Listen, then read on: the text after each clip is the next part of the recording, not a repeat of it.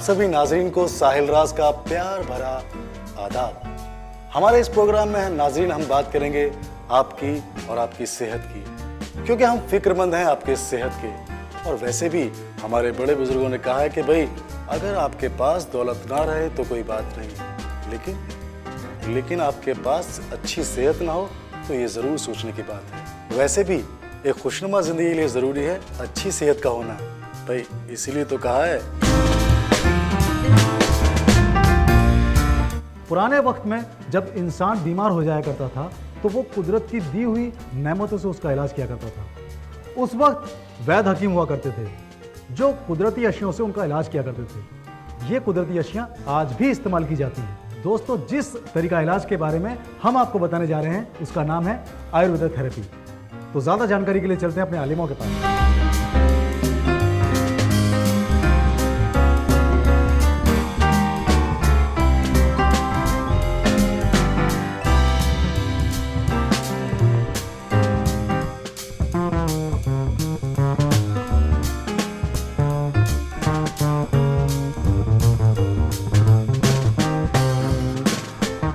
ऐसा शास्त्र जिसमें आयु के बारे में वर्णन हो।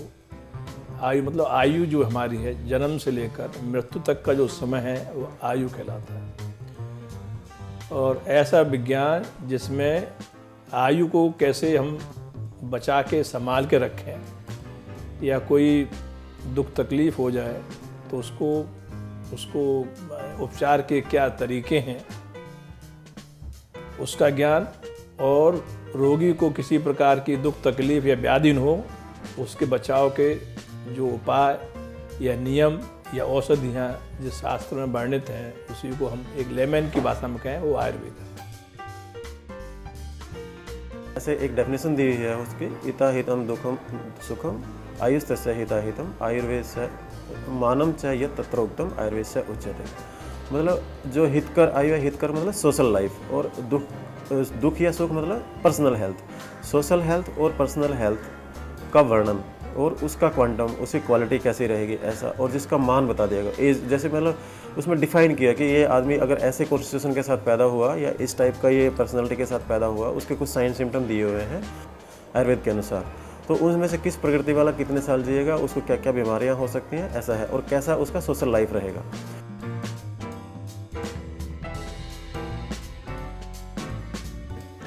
वेद जो कि इतिहास में वर्ल्ड के इतिहास में सबसे पुराना लिखित लिटरेचर जिसको हम कहते हैं वो है, उन 4 वेदों में से अथर्ववेद, आयुर्वेद अथर्ववेद का ही एक उपांग है, इसको हम उपवेद बोलते हैं।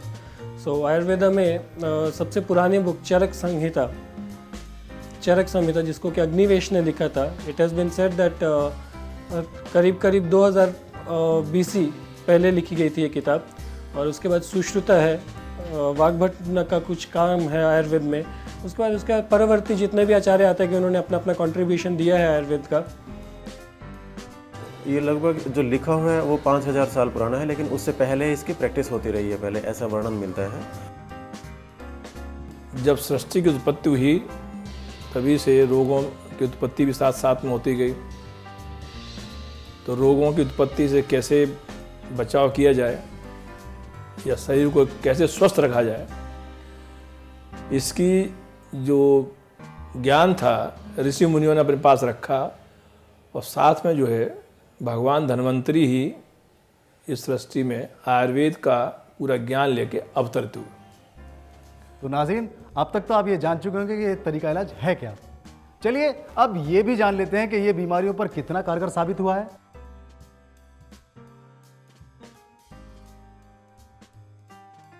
आज के संदर्भ में अगर आयुर्वेदा की बात करें तो आयुर्वेदा आज सबसे पोटेंट, सबसे शक्तिशाली स्वास्थ्य का नियंत्रण करने वाला शास्त्र है। क्योंकि आयुर्वेदा का जो सबसे प्रथम लक्ष्य बताया गया है स्वस्थस्य स्वास्थ्य रक्षणम, कि स्वस्थ मनुष्य के स्वास्थ्य की रक्षा करना, यही आयुर्वेद का प्रथम लक्ष्य है। बाद में उन्होंने दूसरा लक्ष्य बताया है कि आतुरस्य विकार प्रशमनम, कि अगर स्वास्थ्य का रक्षण करने के बाद भी अगर कोई बीमार हो जाता है तो तब उसके बारे में चिकित्सा की परिकल्पना की जानी चाहिए। और आयुर्वेद को मान्यता अब हिंदुस्तान में नहीं विदेशों भर में भी मिलने लगी है। हमारे पास बहुत सारे विदेशों से लोग आ रहे हैं अपना इलाज करवाने के लिए और अपनी बहुत सारी लाइलाज बीमारियां तक को भी आयुर्वेद में ठीक करने की क्षमता है। हम लोगों के यहाँ प्रोस्टेट का रोगी ये फर्स्ट ग्रेड में सेकंड ग्रेड में आता है, हम जो उसको दवाई से ठीक कर सकते हैं। और ऐसी भगंदर का रोगी है, भगंदर एक ऐसी बीमारी है इसका कोई एलोपैथी में इलाज नहीं है, सिवाय उससे रिकरेंस होता है। और आपको ताज्जुब होगा, हमारे पास रिफर्ड केसेज आते हैं बहुत दूर से, पीजीआई से आते हैं, एम्स से आते हैं, सफदरजंग से आते हैं, पीजीआई रोहतक से आते हैं। We are getting referred cases even from biggest medical institutes. Osteoarthritis बहुत ही कॉमन डिजीज़ है। बुढ़ापे में बहुत सारे लोग संधियों के अंदर श्लेष्मा का क्षय हो जाने के कारण उनके जॉइंट्स में लुब्रिकेशन कम हो जाता है, जिसकी वजह से दो अस्थियां आपस में एक दूसरे के ऊपर रगड़ना शुरू हो जाती हैं। उसमें आयुर्वेद बहुत कारगर पद्धति सिद्ध हो सकती है। उसके लिए हम जानू बस्ती, जिसमें हम संधि के इर्द गिर्द एक उड़द के आटे का एक डैम बना के उसमें हम उष्ण तेल को उसमें रखकर उसका टेम्परेचर इंक्रीज करते हैं। This is a very good treatment. लेकिन बेसिकली जो लाइफस्टाइल डिसऑर्डर्स है other than infectious metabolic disorders है या इनका ज़्यादा अच्छे से इलाज हो सकता है। जैसे फॉर एग्जांपल अगर हम सोचें कि एक बीपी एक छोटी सी आम प्रॉब्लम है और काफ़ी वाइड प्रॉब्लम है बेसिकली, तो बीपी के लिए जैसे एलोपैथिक में है अभी एक गोली शुरू की तो 2-3 महीने के बाद 1.5-2 ऐसे 2 साल के बाद कुछ ऐसे डोजेज बढ़ती रहती हैं उसकी, और बीपी कंट्रोल रहता है। बेसिकली इंस्ट्रूमेंट में देखें तो बीपी के सभी पैरामीटर्स में कंट्रोल रहता है, लेकिन बॉडी पे उसके जो इफेक्ट्स हैं वो बहुत रेयरली ऐसा मिलता है कि कोई ऐसा लकीली पेशेंट कोई होगा 1-2% मेरे ख्याल से कि उसके बीपी के कॉन्सिक्वेंसेस ना झेलने पड़े।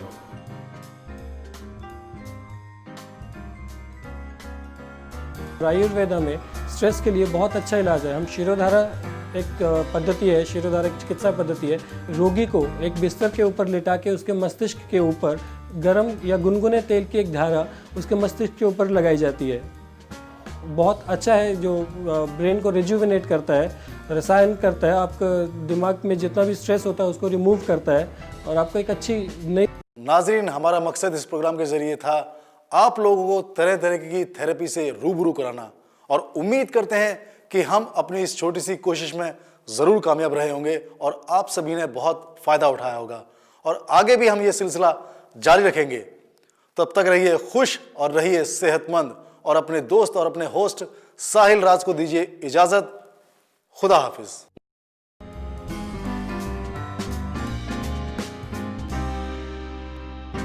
Thanks for watching our video. Please subscribe to our channel Sanskriti Art India, like and share our video, and press the bell icon for more updates.